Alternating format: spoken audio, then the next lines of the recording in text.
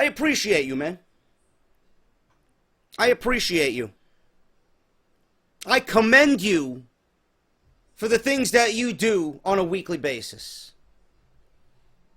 You and your kids might have loved Monday Night Raw tonight.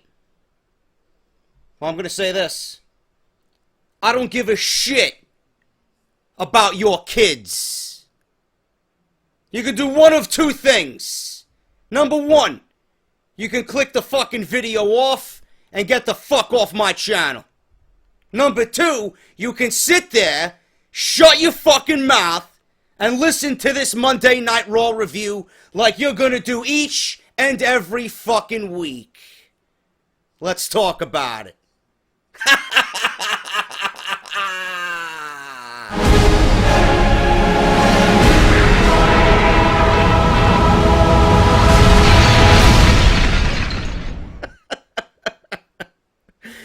Where do I even fucking start with this show, man? I really don't even know anymore. What do I gotta do? What do I gotta do when I come on here? I know there'll be a legion of fucking goons in the comments section. Oh, JD, Monday Night Raw was so great, man. I'm waiting for it. I'm fucking waiting for it.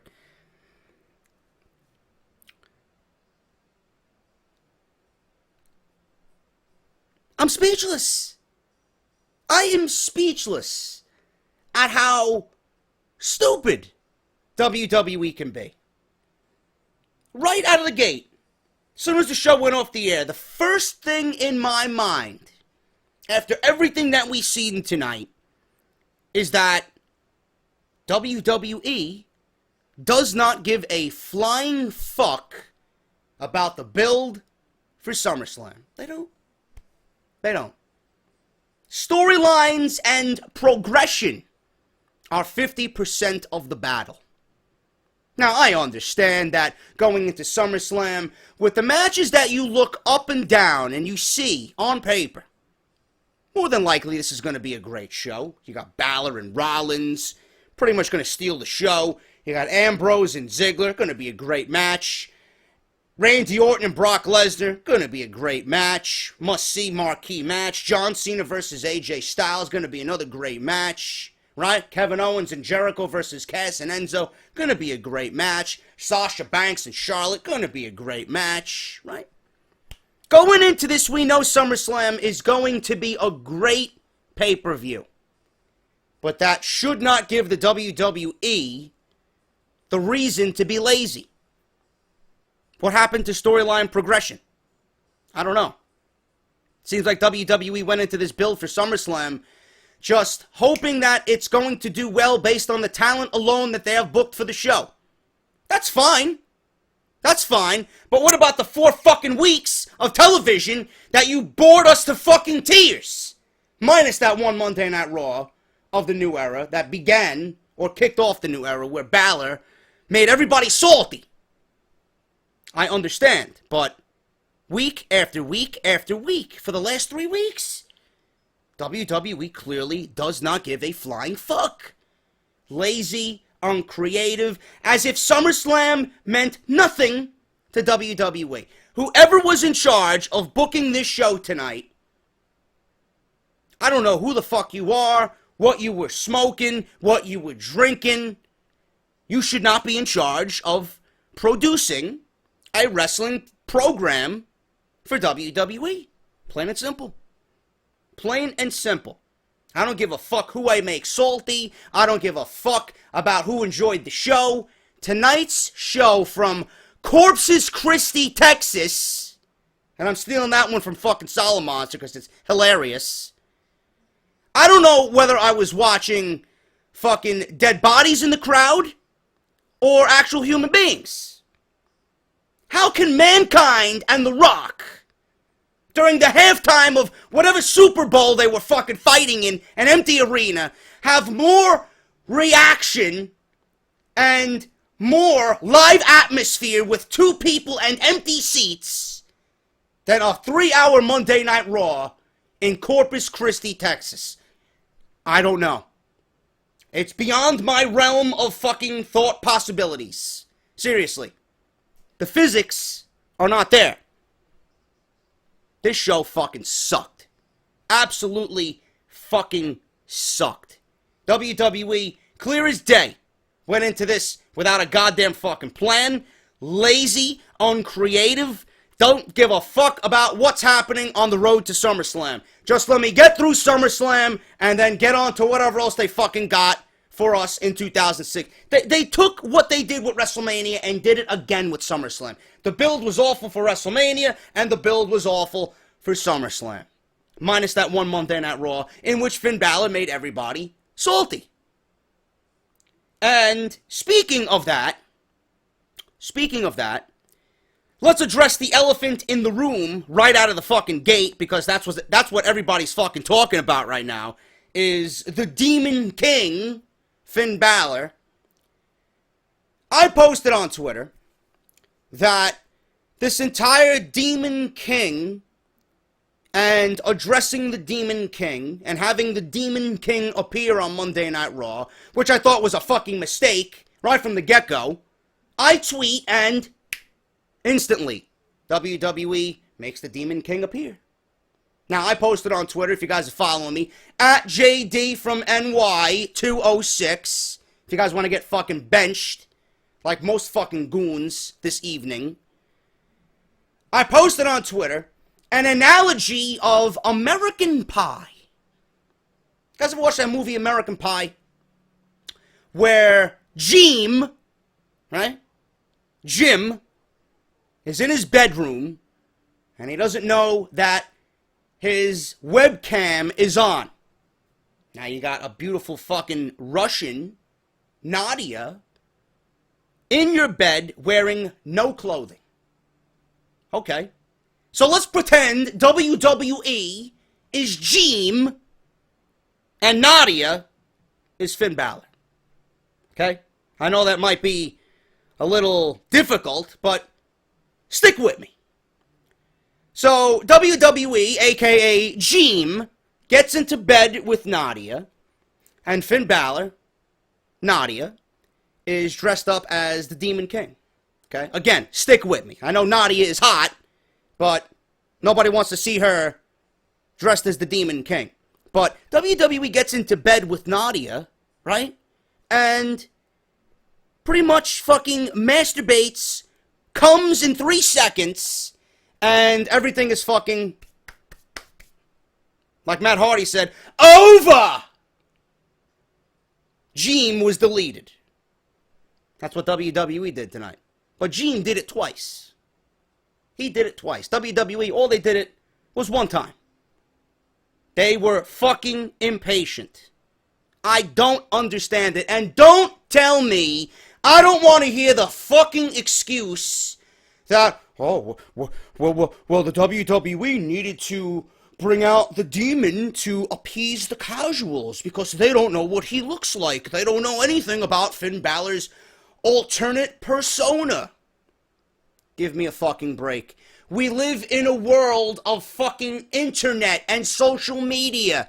All you have to do is go on YouTube and type in Finn Balor Demon King. You don't need to pay $9.99 for YouTube, you fucking clown. How difficult and lazy can it, how difficult can it be? How lazy can you be to research the Demon King? It's not that difficult. Mere seconds on a keyboard. You don't need to watch NXT every week. You don't need to fucking watch everything he did for the last 2 years in NXT. Debuting the Demon King was a complete fucking waste in front of fucking Corpus Christi, Texas. Corpus Christi, Texas. Out of your fucking mind. Stupidity by the WWE. I don't get it. I don't get it. Joe Cronin, my good friend Joe Cronin, is using the Jaws reference, right? What happened in the first Jaws movie. You didn't see the fucking goddamn shark up until the end of the goddamn fucking movie. And that's my favorite movie ever. You've seen fucking shadowy glimpses of him on the water. You've seen the fucking fin. You got fucking Flint throwing the fucking barrels in the water, and you see the fucking barrels flying all over the place in the water. Never once did you see the fucking shark. One time you seen it until it was fucking shot dead at the end of the movie. Or twice. One where he came up, and the fucking, you know, they were dumping the blood in the water, and he comes up. And then at the end where fucking Flint is pretty much eaten alive. And then he gets his head blown off as the orca went down into the fucking Atlantic Ocean. You guys get my point. Throughout the entire movie, everybody was wondering, where's the shark? Where's the shark? What does it look like? What does it look like? The anticipation built and built and built. And when you finally seen this fucking thing, and the fucking monster that they were chasing and trying to hunt down for 3 hours of a fucking movie, you felt good at the end. Your anticipation levels were there. Your intrigue was there. Your interest was at an all-time high in that movie when you watched it for the first time. And then when they blew that motherfucker sky high, that's it. The day is saved. I'm going to use the Jurassic Park analogy. What happened to that? Half of that fucking movie. What happened? Chaos is fucking flying all over the place in Jurassic Park, right? Lights going out, telephones going out, fucking hurricanes sweeping over the island, right? None of the gates have electricity. What the fuck does that mean? Uh-oh. Your anticipation is there. Because in the back of your mind, you know the fucking T-Rex is fucking floating around that island somewhere. All of a sudden, the cops, or not the cops, I don't know why the fuck I got cops on my mind. The fucking, the Jeeps, which are run on electric fucking cables, stop, coincidentally, right in front of the fucking T-Rex paddock, right? All you see is fucking children rustling around in the fucking back of the Jeep, right? Like a bunch of fucking goons, they pull out the light, start fucking flailing the light around, right? Next thing you know, they got a fucking goat body slamming on top of the fucking roof of their car. All of a sudden, you seen the wires of the T-Rex paddock fucking being blown to smithereens. And then all of a sudden, more than halfway through the fucking movie, you see this thing appear for the first fucking time. And all you can do is just look. You got a whole bucket of fucking buttery popcorn sitting next to you. You didn't touch that fucking popcorn once during that fucking scene. Not once. Because you knew for a fact that when this thing came out, your attention was going nowhere else until this thing was causing carnage and death and destruction in that entire fucking scene. And that's exactly what it did. That's exactly what it did. Until fucking Dr. Grant took a flare and threw it, and he tried to save the fucking day. And then after that, the story progressed and progressed and progressed. You guys get my fucking point? The anticipation for Finn Balor is gone. It is gone. And the fact that they actually had a brawl in the middle of the ring even adds to the stupidity of WWE. Why? Why? I am going to tell you right here and now, if you're going to appease the casuals because they are too fucking lazy to go out and find Finn Balor footage on their own, everybody's on fucking social media. All you gotta do is type in Finn Balor on Twitter, Demon King, and I'm sure something will fucking pop up. No, they needed to give it away in front of the worst fucking crowd possible that don't deserve a goddamn fucking thing. And now, what are they gonna do for SummerSlam? Unless they're gonna fucking blow shit out of the water at SummerSlam, unless the Statue of Liberty is gonna fucking come to life and walk with Finn Balor down the aisle as he makes his fucking entrance, they cannot top what the Demon King did tonight. Because you seen him crawling, and you seen the dreadlocks, and you seen the fucking face paint, and you seen that huge eye that was painted on his back. It's over. The anticipation is over. Why? Why would you do such a stupid thing? For the sake of selling a few pay-per-views to a few people that don't have the network? Give me a fucking break.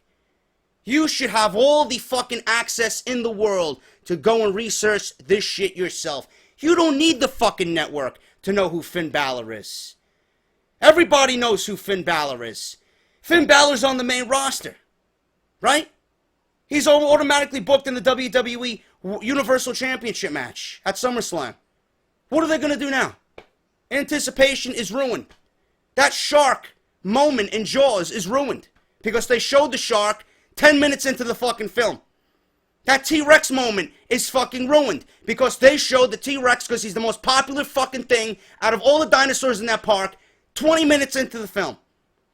Who gives a shit after that? Who gives a shit after that now? The anticipation, the intrigue, the reaction is gone. Now, New York is going to save the reaction, but you just wasted this on Corpus Christi, Texas. And I don't want to hear the excuse of you needed to sell the pay-per-view. You needed to unleash that alternate persona of Finn Balor to the people who did not know who he was. Bullshit. Bullshit. Something so special, something so unique needs to be saved for the biggest pay-per-view that you're putting on outside of WrestleMania. And coincidentally, he's debuting at SummerSlam. Should have been saved for then. If you don't understand where I'm coming from, and you don't understand the logic that I'm speaking right now, you should not be watching me or the WWE product. Because that makes you just as worse as everybody else who's using the fucking excuse, oh, we needed to do this to show him off to the casuals. Fuck that. Fuck that. Another thing that fucking pissed me off is the fact that WWE, again, because they are too fucking impatient, and going back to the Jeem and Nadia reference, again, came in 3 seconds. Because they were too fucking impatient. Why book a WWE United States Championship match? Why have Roman Reigns and Rusev go out there and give us the match that they gave us tonight 6 days before pay-per-view? Why? Can you please honestly tell me what these two are going to do to top what they did tonight on Monday Night Raw? I don't think it can be done. If it is done, I will say that I'm wrong on my SummerSlam review. But I doubt those two are going to have a better match than what we've seen tonight. They literally put everything they had into that match. Superman punches, spears, accolades, Roman Reigns in the accolade for a minute and a half, crawling to the ropes, wins, gets up as if he wasn't even in the fucking accolade, wins with one spear, 1, 2, 3. The only light at the end of the tunnel that I see here is that Roman Reigns got his win tonight and won't be getting it at SummerSlam. Because Rusev is the United States Champion. He let his wife down because apparently they fought for his wife's honor, for Lana's honor, and that was it. Why give away one of your marquee matches, a championship match, on Monday Night Raw, 6 days before a pay-per-view? It takes all the intrigue out of watching these two go at it at the pay-per-view. Can you please explain to me, being that this fucking storyline is built off nothing but Roman Reigns' corny jokes and the fact that Lana is Rusev's wife and he is upset at the disrespect that she has been given? I understand that portion of it. That's okay. That's passable. But Roman Reigns cracking Russian maids and fucking mail-order brides or whatever the fuck this guy's talking about. That's his side of the story that's being told here. Shitty jokes. Can you honestly explain to me, after what these guys did tonight, why would anybody fucking care about what they do at SummerSlam? Why? Why? We got SummerSlam for free tonight. So if you're looking forward to this match, there's no reason for you to watch SummerSlam. Because what you got tonight was exactly what they're going to do at SummerSlam. Pointless. Impatient. And again, WWE, in typical WWE logic, fucked up. And if you don't like what I'm saying, if you think I am wrong, you're a fucking goon. Seriously. No reason why a championship match should be given away on Monday Night Raw, 6 days before a pay-per-view. Now, I'll have some fucking idiot in the comments saying, oh, well, JD, Sasha Banks and Charlotte, they fought before the pay-per-view, man. Yeah, but that was a different scenario. You see, WWE needed a Monday Night Raw that was going to blow the roof off of what they've been doing. They figured a title change would accelerate that for Monday Night Raw. So that I understand. Even though I was against it and I didn't like it, I understood why they did it. You got Balor, you got Banks winning the title. Okay, I can live with it. Because what Sasha and Charlotte did, I know for a fact they can go into SummerSlam and give us another great match, if not better. So I'm not concerned about that. I am concerned about giving away a United States Championship match for fucking 24 minutes on Monday Night Raw in the main event, 6 days before pay-per-view. Why am I going to give a fuck about what these two guys do in Brooklyn? I'm not. And right now, I couldn't give two fucks. Simple as that. Not going to happen. Not going to happen. Other than that, what else is there to talk about Monday Night Raw? Oh, Brock Lesnar. Paul Heyman, Lesnar, they can sell ice to an Eskimo, I said, on Off the Script, right? That's exactly what those two guys can do. Lesnar even got on the microphone tonight when Heath Slater foolishly came down the aisle. He said, listen, I need to do this for my kids. I need this.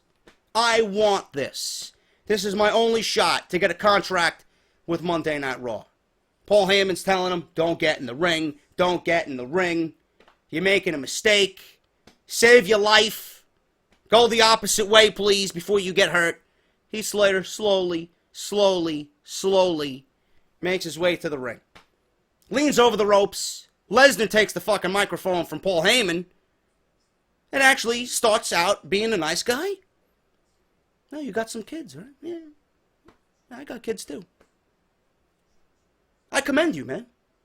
I appreciate the fact and I respect the fact that you're here and you got balls. You're doing what you're doing for your kids. And then Lesnar says, yeah, come into the ring. Come into the ring.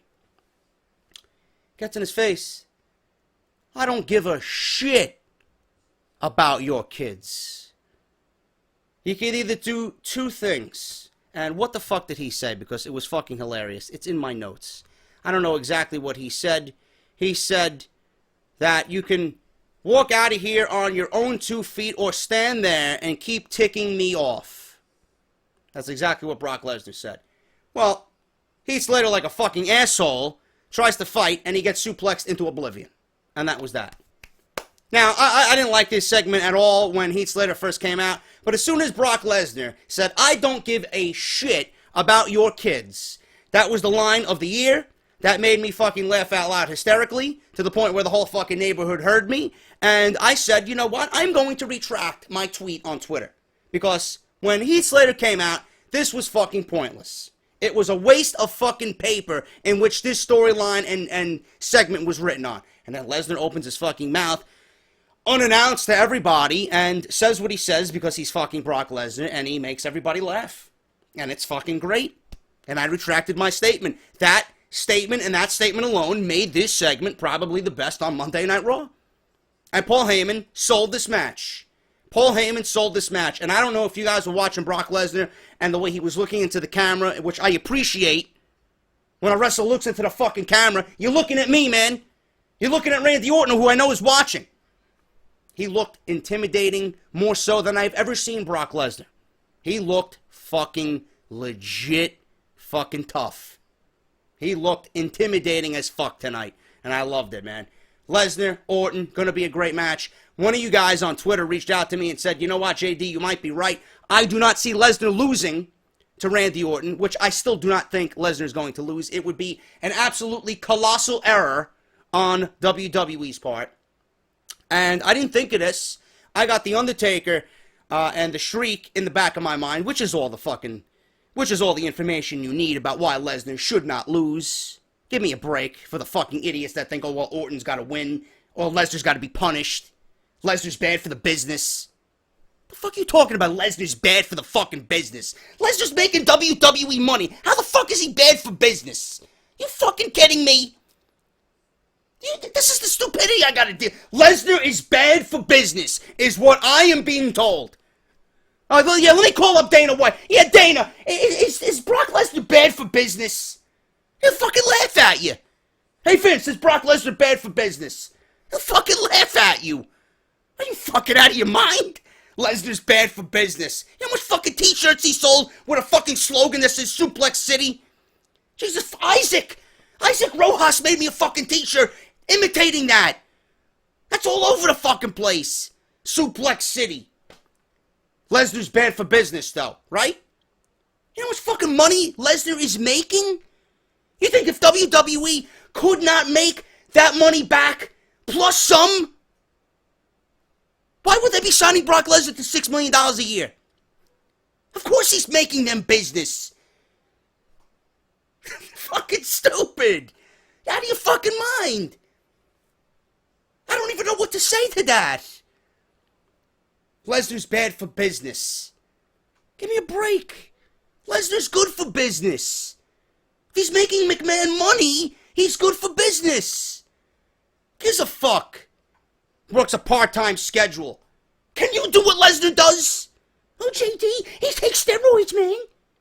Can you do what he does? No, you can't. Can you entertain better than Lesnar? No, you can't. Can you sell a match like Heyman and Lesnar together? No, you can't. So who's better for business, you or Lesnar? What's better for business for WWE? Lesnar there or Lesnar not there? Oh, well, JD.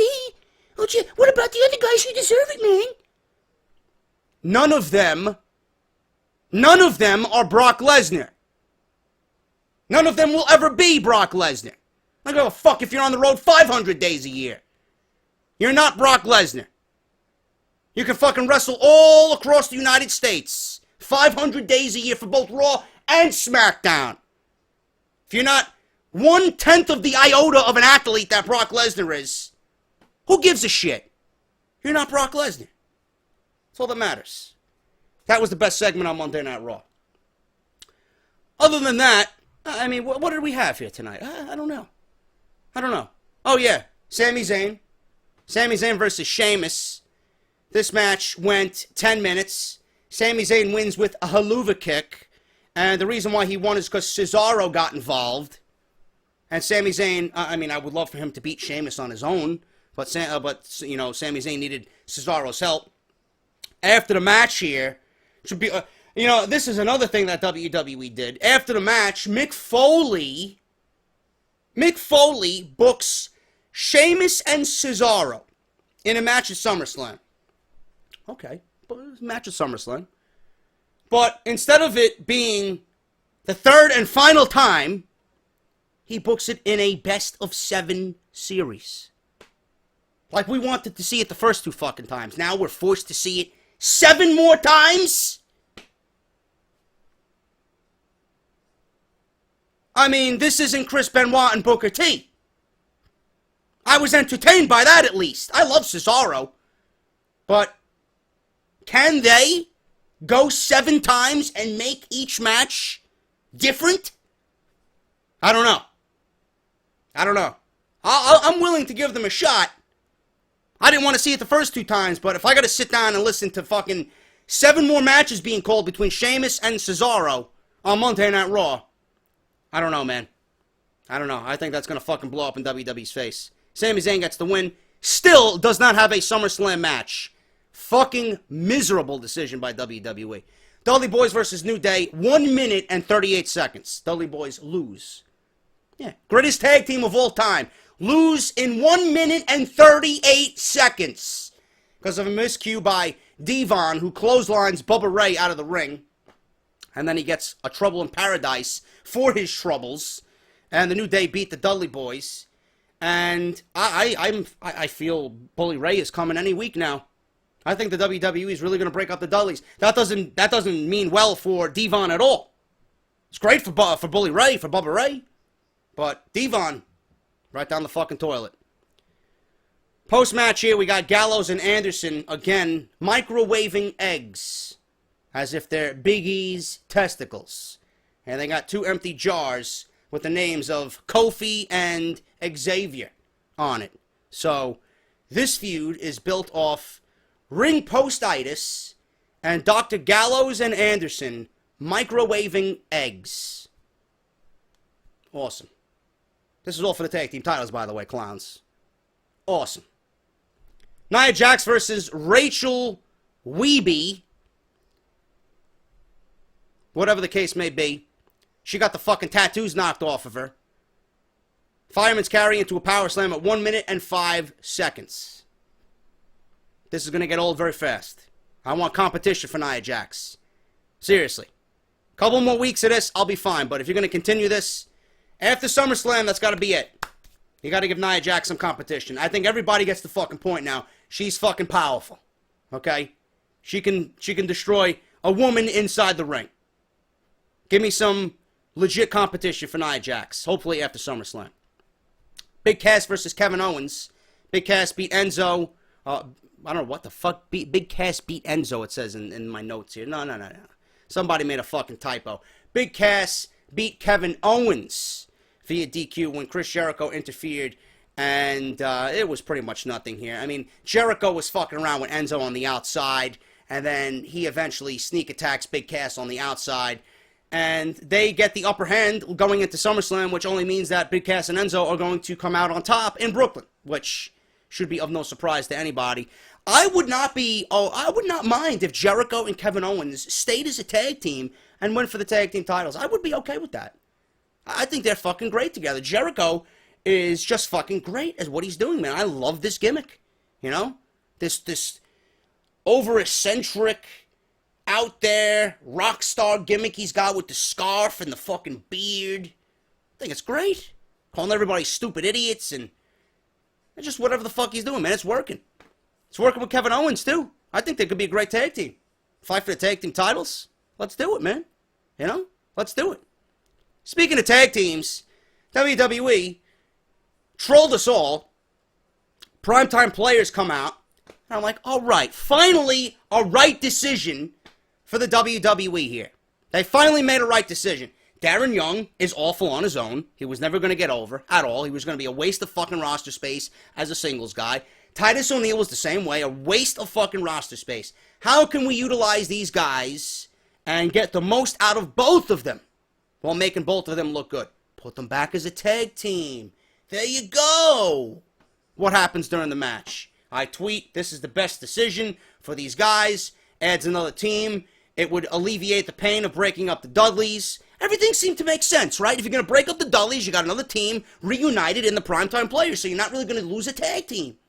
You can really sacrifice the Dudleys and get Bully Ray into the mid-card main event, and you got the Primetime Players back. You build them up as a solid face tag team. Now, what did WWE do here?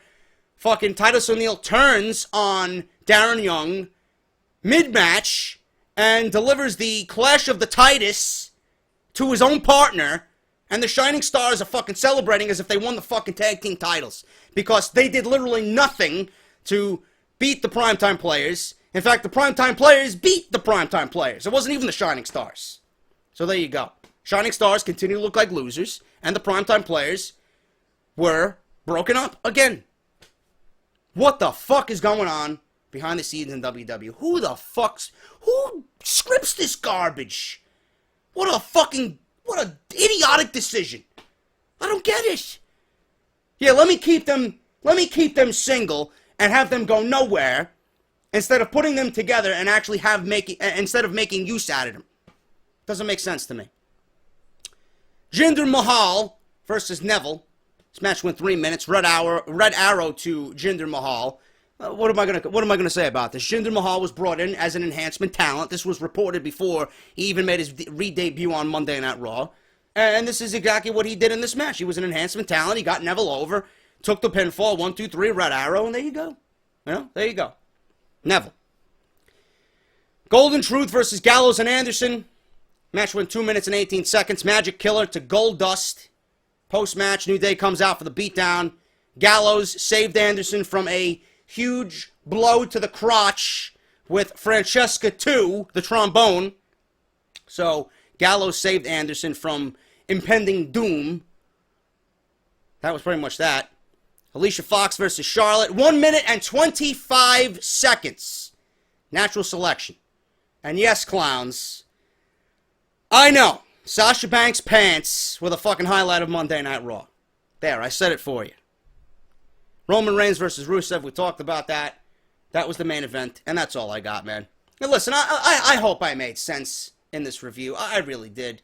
You guys got to see where I'm coming from. I don't sit here and sweat my fucking balls off for no reason in the fucking midst of the dog days of summer and just spew bullshit. Just for the fact that, you know, it is what it is. I got to put something out there for you guys. I think and I dissect and I plan out for the 3 hours of the show, and then I come on here in front of this microphone and I give you guys a fucking review that you're going to remember and that you're going to talk about and that you're going to enjoy all week. I make sense. I talk sense. I don't come on here and spew negativity for the sake of spewing negativity. Okay? I come on here and give you guys cold, hard facts and truth. And you might not be thinking what I'm thinking, but I'm here to let you know what I am thinking, and then you're watching me and be like, you know what? JD makes sense. JD makes sense tonight. I agree. That's all I do, man.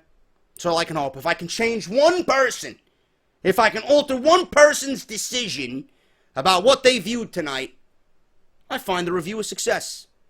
Because like I said, I know there'll be fucking clowns in the comment section. Oh, Raw was great. Raw was great. No, it wasn't. It was lazy, uncreative, and WWE showed you the fact that they don't give a flying fuck about SummerSlam, because what they got booked for SummerSlam is going to sell itself in the ring. Storylines, to them, meant nothing. And they knew that, and they knew they could get away with it. But we're the ones who got to suffer through 3 hours of fucking Monday Night Raw. Garbage.